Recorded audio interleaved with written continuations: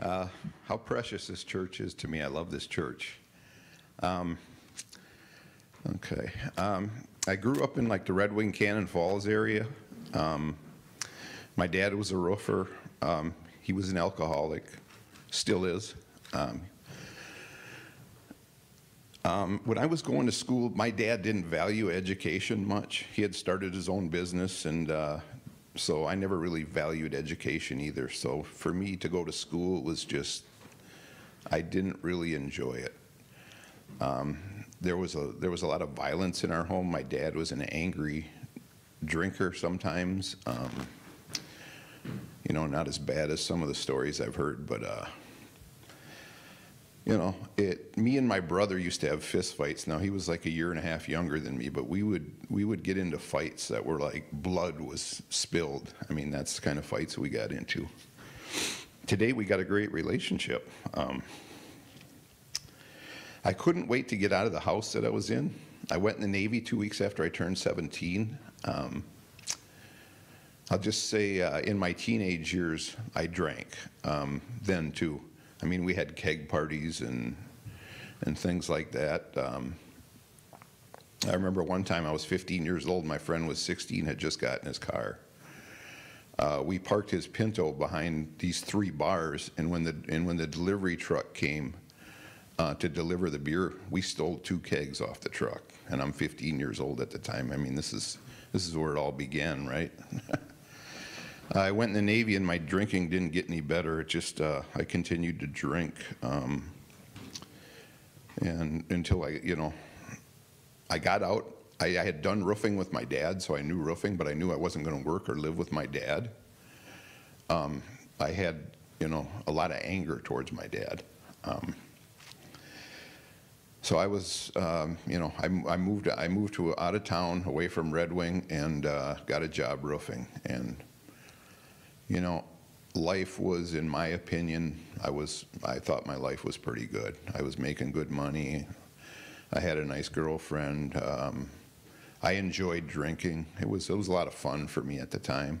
I didn't have a care in the world, and I didn't, looking back on it, it was just, what can Rod do to have a good time today? That was basically my mission in life, if you will. I met a girlfriend, probably close to 30 years old. She had done some shoplifting. So I thought, well, this is a pretty good way to get some money, and she doesn't seem to get in hardly any trouble when she gets caught. I started shoplifting, and I would do that for the next, 15 years. To support an addiction to, I was doing cocaine, I would do cocaine for months on end, and then I would quit for a long time. And this whole time I am drinking, and my drinking basically for the last, I'll say the last 15 years of it, it was pretty much every day I would drink, especially the last 5 years. But and then the cocaine, and I smoked pot constantly, and just a terrible way to live. I was in and out of jail. They would arrest me for shoplifting, and I would tell them my dad's dying of cancer or something, and I'd always have some line of BS, I'll just say, to give them, to get sympathy. And it all culminated in,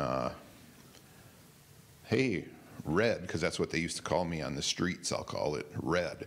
Hey, Red, you were on the news last night. And I said, what? What for? Well, they're looking for you. And I thought, are they now? I knew I had warrants out, and I had warrants for a long time. I had ran away from the police in Woodbury, and they had tried to arrest me in Minneapolis, and I had gotten away from them, and I knew I had, and I was committing crimes nonstop. My addiction's like full blown right now. It's about as bad as it can possibly get. So they arrested me that time, and they said, look, we're taking all these misdemeanors, and we are going to turn them into a felony case. You've got several $1,000s worth of merchandise here. I mean, my shoplifting was, You know, I'll give you an example of a day in my life 10 years ago. I woke up at 7 in the morning or whatever it was. I went to the bar waiting for it to open at 8 o'clock. I sat at the bar. I drank for 2 or 3 hours. I went out to the Golf Galaxy in Rosedale. I took about $500 worth of Titleist golf balls. I took them back to the bar, sold them, went and got some cocaine. Then I went back to the bar and sat and drank and did the coke all day long. Then when I was done with that, it was about 8 o'clock at night, I went and got some crack, and then I smoked that. On my way to get the crack, I went to the liquor store and got a bottle of whiskey, and I came home and drank that. So from that, you know, and this was not just a one-day deal. This was kind of just an example of how I was living my life at the time. Okay, so I guess you get the hint, the picture there. You know, I really wanted to quit drinking. I'm about 45 years old at this time. I'm bar hopping in downtown Minneapolis. I've got a wad of cash on me, and life is good, right? I can do what I want. You know, I don't have to worry about anything. But I'm really lost, you know, because my addiction is so out of control, and I've got friends now that have died of their addiction. There's been a handful of them, and they were all somewhere near my age, you know, and a few of them died in their 30s, and one of them was a really good, really good friend of mine. Overdosed on methadone, and I thought, that's the stuff that gets you off heroin now. I was so angry about that. I thought, how can you overdose off something that's supposed to help you beat, you know? Anyway. So I'm walking in downtown Minneapolis, and it's a Saturday night in downtown Minneapolis. Nice, nice weather, a lot of people out. If you can imagine what downtown Minneapolis is like on a Saturday night, there's every kind of evil known to man probably is right around that area. There's these young people, and they're college students from Bethel, I find out later. They're sitting on the sidewalk, and they've all got their Bibles open. And I'm like, well, I was just in shock, you know, because I knew they had the Bibles, and I knew what they were doing. And I just thought, wow, you people have got some courage. And so I just stared at them. And then Isaac, I don't know if you remember Pastor Barry, Isaac is his son. He said, would you like to sit down and join us? And I said, yes, I would. And there was another girl there named Jenna. There was probably about 10 of them there. She ended up being the worship leader here, but more about that in a minute. You know, they just kind of talked to me, you know, and picked my brain a little bit, and I was very honest with them, and I just told them where I was at, you know, that you know, I had always believed in God, and I thought God was good. I just didn't think I had any chance with God because I was no good. You know, and obviously I just talked about it this morning. That's the opposite is true. Well, anyway, I got to know these two, and Isaac ended up saying, do you want to go to church with us tomorrow? And I said, you know what? I do want to go to church with you tomorrow. So I called him in the morning, and I could tell by the tone of his voice that he was a little, and I thought, well, maybe he didn't mean it. You know, he was a little taken aback.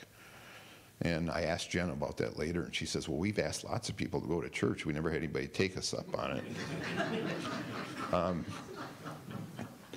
So here I go to church with them, and I just feel like, wow, this is good stuff, you know. And so anyway, for the next year, I am going to AA meetings, and I am sober for a month, and then I start drinking again. I'm sober for one time I got 90 days, and I started drinking again. So this goes on for a year. And I got a 30-day sentence in the workhouse. So I'm sitting in the workhouse for 20 days.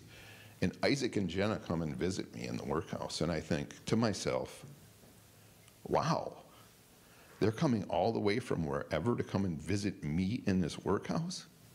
You know, that really made an impression on me.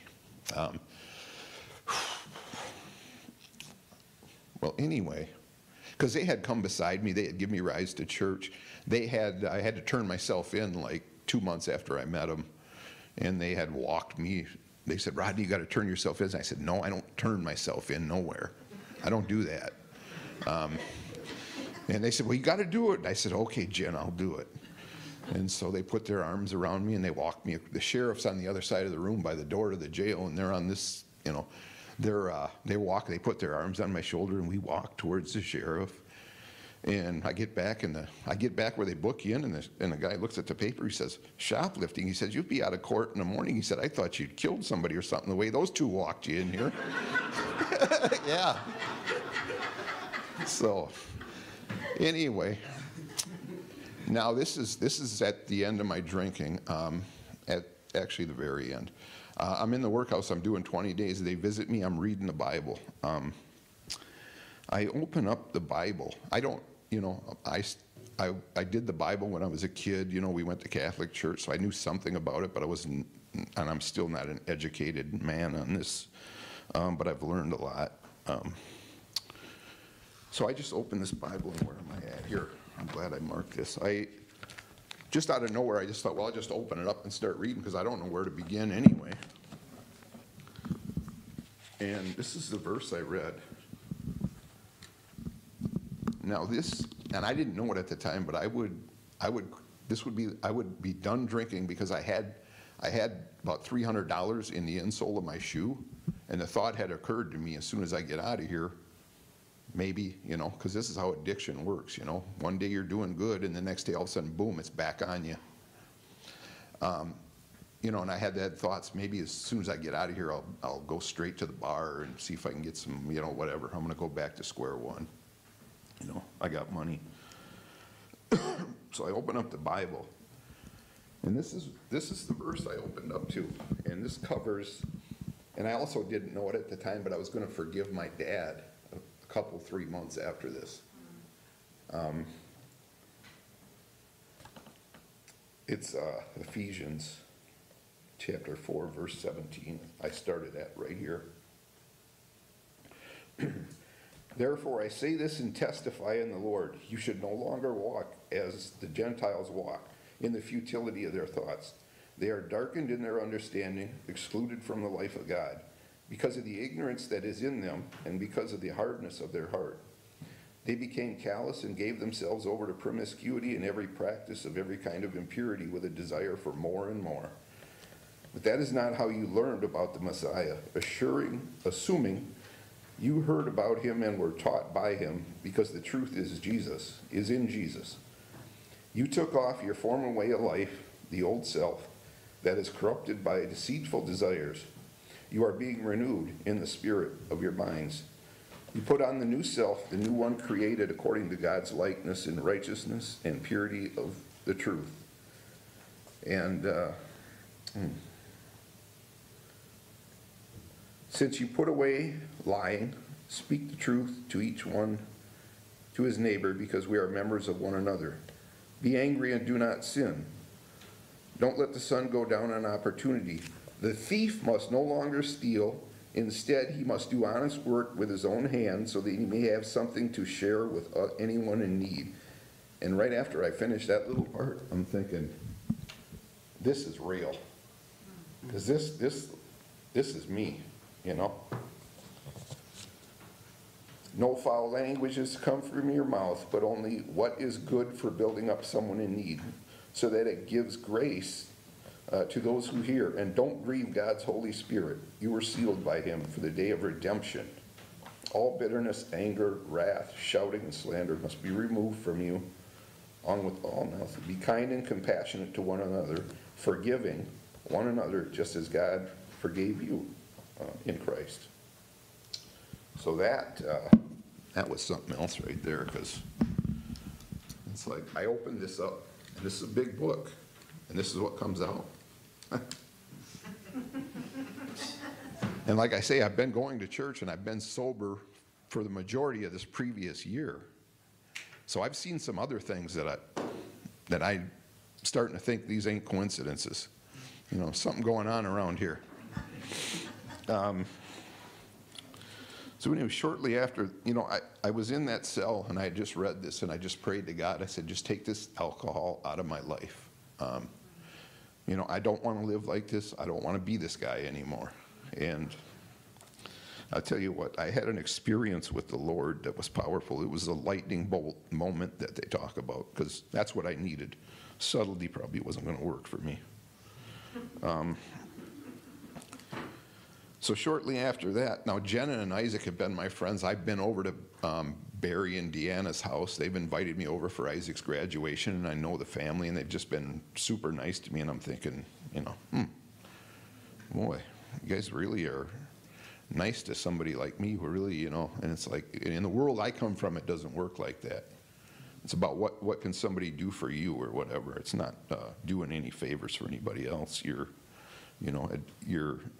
alcohol and drugs is your number one, and that's the bottom line there. But Jenna says, I got a really good church for you, Rodney, because their church in the community center that I was going to with them had disbanded. And she said, and Barry's the pastor. I said, oh, and Barry's the pastor? This might be all right.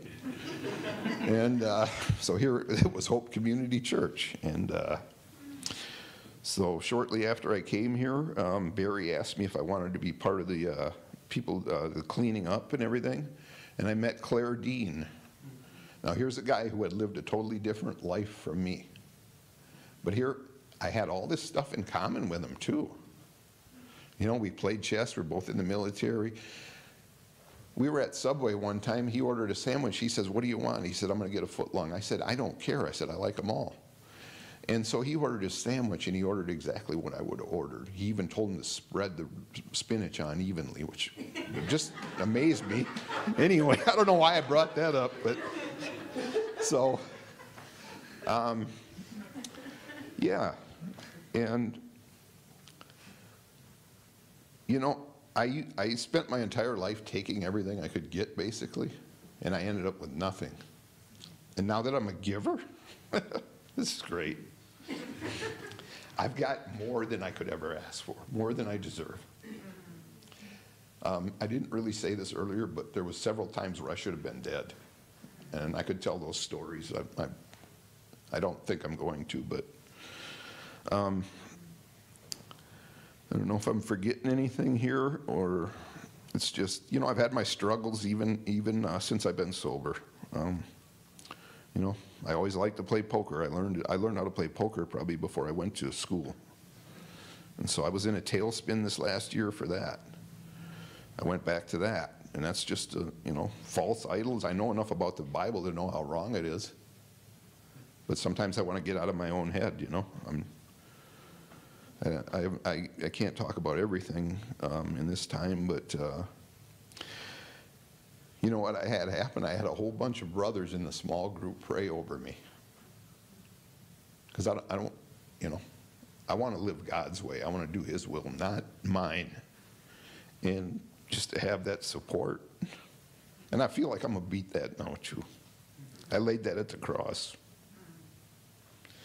And, it's kind of like John Foley told me once, Rodney, when you bury that, there's going to be another one. And I've gotten some feedback that's similar. It's like, you're never going to be coasting. The devil's always going to be there, There is no coasting. So it's a fight, and, I'm ready for it. I'm in a good place right now, and I intend to just keep seeking God and doing His will. And, yeah, that's the battle, and I'm ready for it. Thank you.